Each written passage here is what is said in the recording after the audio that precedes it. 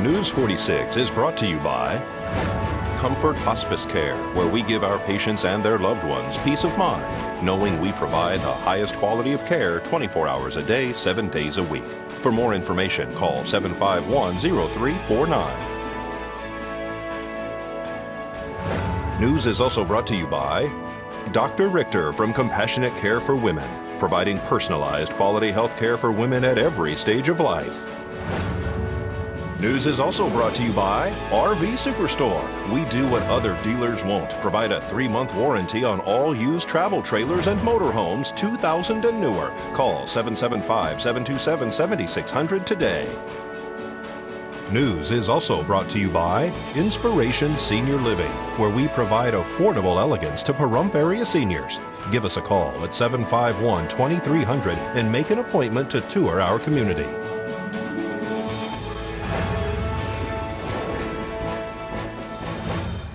Tonight on News 46, the sheriff speaks out about the arrest of a sergeant.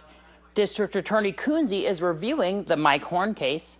And one person is transported from an accident on Bella Vista. News 46 starts now. You're watching KPVM News 46 with Deanna O'Donnell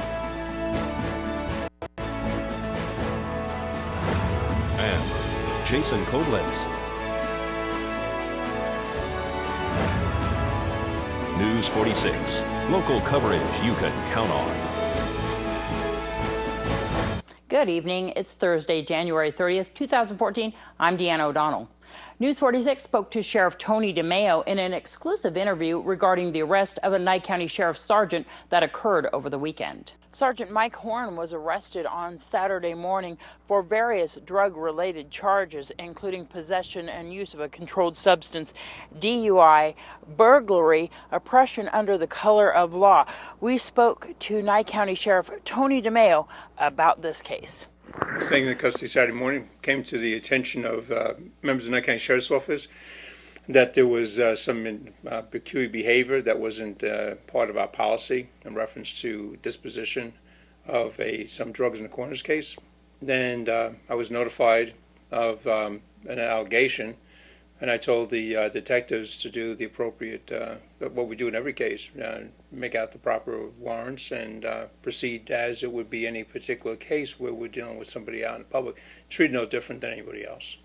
He's been reported that he's seeking drug rehabilitation at this point.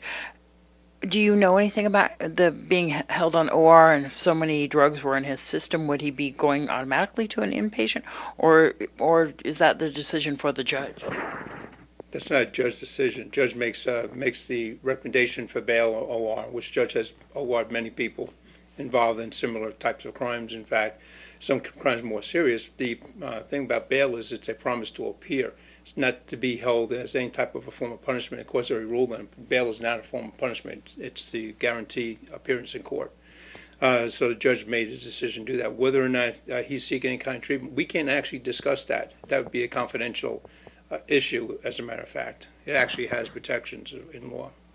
Did you have any reports or any evidence or any inkling before this happened that there might actually be a drug issue with him? No. If there was, there would have been appropriate action. We don't hide anything that I can show us. We have an obligation to the public. We have an obligation to the safety of members of the Nye County Sheriff's Office to investigate any type of impropriety, any type of a suspicious activity within members of the Nye County Sheriff's Office. And I think some of the public can't believe that this type of, it's an allegation. Remember that there's everybody, even law enforcement officers, have what I call have a presumption of innocence. There's an innocence there, and it has to be proved in court. But if there was any type of behavior that we thought was inappropriate, we would take appropriate actions, which we have done in the past. We gave a press release, and there's no cover-up. We gave a press release on Monday. There was no effort whatsoever for Nye County Sheriff's to cover up anything. We have never covered up anything. So if they want to see my ire, they have it. And for anybody to believe that we're treating this case any differently because who involved is nonsense. We will let you know if someone in your family is arrested when the time is appropriate. Assistant Sheriff Rick Marshall was not notified, and he was notified by me when I got clearance from those people that were investigating, and their investigation at that time was done, and he was being transported to jail. How are the other deputies and officers doing?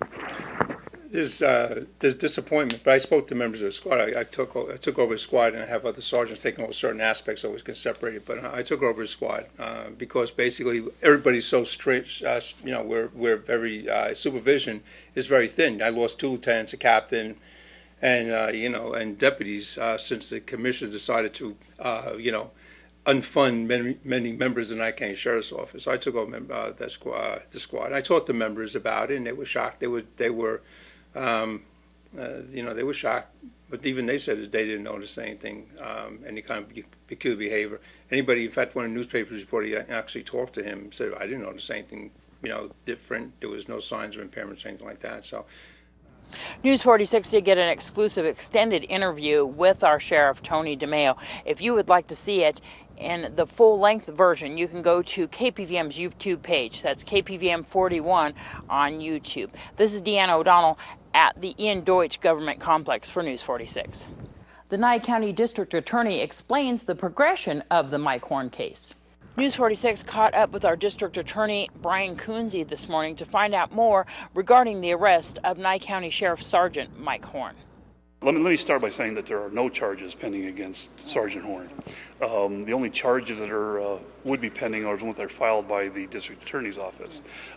So there's a lot of allegations out there, and again, I haven't seen the reports. I really can't comment on specifically what's out there, but certainly the aspect of what I would term really abuse of the trust that the public puts in people is something we take very seriously, and I believe people in Sergeant Horn's position need to be held to a very high standard, and that's that's going to come a consequence of what we look at in doing these types of cases.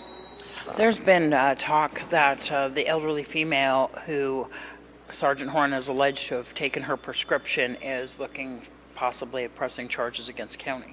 And again, I haven't heard any of that, so I really can't comment on it.